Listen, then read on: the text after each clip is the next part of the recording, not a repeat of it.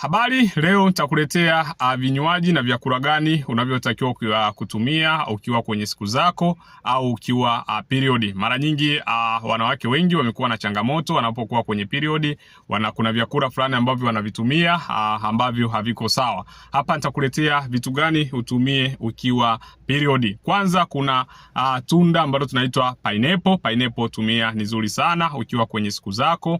Lakini pia kuna chai ya tangawizi. Usiache kutumia tangawizi. Kwenye video ambazo zimepita tumeongelea faida ya tangawizi.